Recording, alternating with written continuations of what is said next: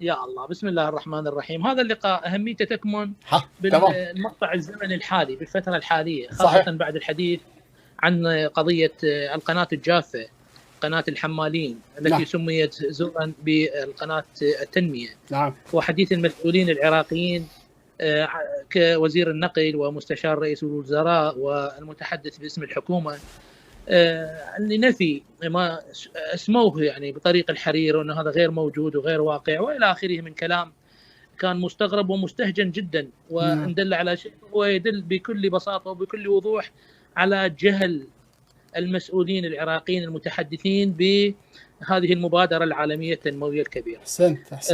هذه النقطة الأساسية الأولى، أحسن الله إليكم. الأمر الآخر هو استغراب السفير الصيني. صحيح. يعني عندما ذهبنا إليه أردنا التأكيد على بديهيات، وهي ما هذه البديهيات؟ نعم. هي هل أن العراق مرتبط بطريق الحرير؟ نحن نعلم، أنا شخصيا أعلم وأمتلك الوثائق والأدلة وسبق أن عرضتها على الفضائيات.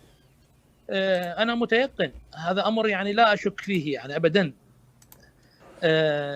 لكن لابد من استحصال تصريحات جديدة للأسف، بدلا من أن نرتبط بهذه المبادرة نذهب لاستحصال تصريحات من السفير تؤكد ارتباطنا بالمبادرة. وهذا التأكيد المؤكد وتثبيت البديهيات، كأنما هذا أمر بديهي يعني مسلم، لكن كان الحديث هو بلسان الجمهور، بلسان الإعلام، وحتى نرد هذه الهجمات والتخرصات وحملة التشويه والتضليل والتزوير والتكذيب لهذه القضية البديهية التي كأنما هي قضية يعني قضية تضر الوطن، تضر بعض تضر الشعب، لا تضر بعض الأطراف أو الأفراد أو الجهات الخارجية مثل الولايات المتحدة الأمريكية.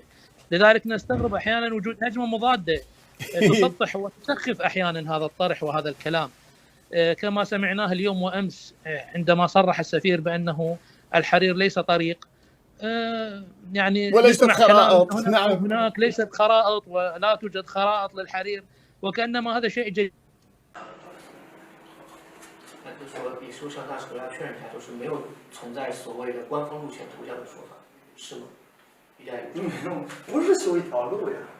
لا يوجد لأنه هو ليس طريق. الرحمن الرحيم. التقينا اليوم كوفد نيابي عراقي بمعية وفد من الحراك الشعبي لمبادرة الحزام والطريق بسعادة السفير الصيني. كان لقاء مطول قارب الساعتين، أكد فيه السفير الصيني في العراق على أهمية العراق وأنه ما زال دولة محورية ومهمة وموقعه مهم في الانضمام لمبادرة الحزام والطريق، وأن الحكومة الصينية مهتمة بهذا الجانب. وأكد أن هناك اتفاقات استراتيجية ما بين العراق والصين، وأن هذه الاتفاقات قيد التنفيذ، وأنه لا وجود لخرائط رسمية منشورة، وإنما هو المبادرة هي مبادرة تنموية، هي مبادرة عالمية، هي حزام اقتصادي وطريق بحري، ولا وجود لخارطة يعني رسمية، وليست القضية قضية طريق، وإنما قضية مصير مشترك انضمت إليها 150 دولة، 30 منظمة في كل أنحاء العالم. كان الحديث حديث واضح. أيضا تحدث السفير الصيني عن أهمية الإعلام، وأن له وللسفارة سيكون دور فاعل في الأيام القادمة، وأن لهم دور إعلامي في ذلك، وأن هناك من يحاول أن يشوه مبادرة الحزام والطريق في العراق. وأكد أن هناك رياح لا تريد هدوءا ولا تريد استقرارا ولا تريد لهذه المبادرة أن تنفذ. لذلك سيكون لنا كسفارة وكحكومة صينية دور في طرح مبادرة الحزام والطريق للشعب. ما عندنا أي أوليات. قلت لهم عجيب، هاي الهوسة والصياح، الحرير والصين، الحرير والصين. زين يابا، الصين دازت لكم كتاب رسمي طريق الحرير، قالوا كل شيء ماكو. دازت لكم دعوة، قالوا كل شيء ماكو. دازت لكم خريطة، كل شيء ماكو. دازت لكم دعوة المؤتمر، قالوا كل شيء ماكو. زين شنو الحديث عن طريق الحرير والصين؟ قالوا احنا نسمع بالاعلام، حالنا حال الواجب. والله ضحك.